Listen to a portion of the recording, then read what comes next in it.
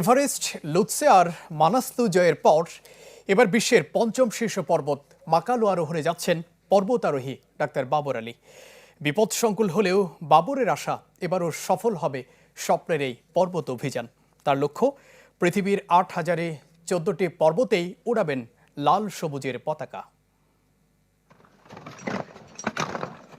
বরফের পাহাড়, উঁচু ভয়ঙ্কর পর্বতশৃঙ্গ, সমুদ্রপৃষ্ঠ থেকে হাজার হাজার ফুট ওপরে যেখানে বেঁচে থাকাই এক যুদ্ধ। এর মধ্যেই হঠাৎ তুষারপাত, বৈরী আবহাওয়া, নানা প্রতিকূলতা তো আছেই। এসব চ্যালেঞ্জকে সঙ্গী করেই একের পর এক পর্বতশৃঙ্গ জয় করছেন চট্টগ্রামের সন্তান বাবর আলী। কৃত্রিম অক্সিজেন ছাড়াই জয় করেছেন মানাসলুর চূড়া। এছাড়া প্রথম বাংলাদেশি হিসেবে লোৎসে, আমাদাবলাম সহ অন্নপূর্ণা একের শীর্ষ স্পর্শ করেছেন তিনি। ষষ্ঠ বাংলাদেশি হিসেবে রয়েছে এভারেস্ট জয়ের গৌরবও। পেশায় চিকিৎসক হলেও নেশায় তিনি একজন পাহাড়প্রেমী। প্রকৃতিপ্রেমী বাবর আলী সবসময় চ্যালেঞ্জ নিতে ভালোবাসেন। তাই তো এবার যাচ্ছেন বিশ্বের পঞ্চম সর্বোচ্চ পর্বত মাকালু অভিযানে, যার উচ্চতা ৮,৪৮৫ মিটার।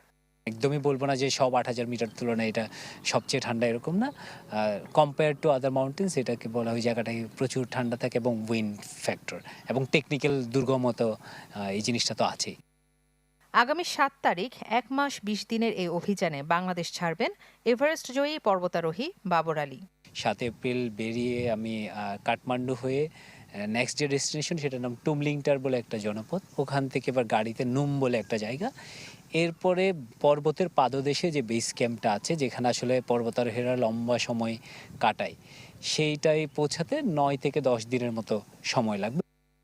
খাড়া চূড়া, তুষারপাত, তীব্র ঝড়ো বাতাস আর নানা প্রতিকূলতায় ঘেরা দুর্গম এই মাকালো জয় করতে পারলে প্রথম বাংলাদেশি হিসেবে এই শৃঙ্গে আরোহণের কৃতিত্ব অর্জন করবেন তিনি। সুযোগ পেলেই পাহাড়ে ছুটে যান বাবর আলী। প্রকৃতির সঙ্গে তার যেন এক নিবিড় সম্পর্ক।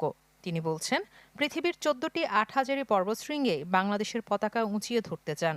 ধীরে ধীরে আমি পৃথিবীর ১৪টা ৮,০০০ মিটারই ক্লাইম করতে চাই। একসময় না একসময় আমাকে আসলে মাকালুতে যেতে হতো।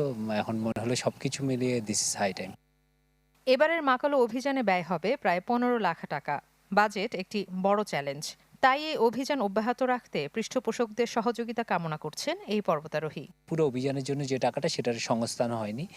আমার একটু নিজের যে অল্প কিছু টাকা সেভিংস ছিল, সেটাও জুড়তে হয়েছে। জুড়ে যেহেতু আরও একটা পোর্শন বাকি রয়ে গেছিলো, আমি চাইনি যে আসলে ওই পোর্শনের জন্য আমি আর অভিযানটাই না যাই বা বাধা পড়ুক।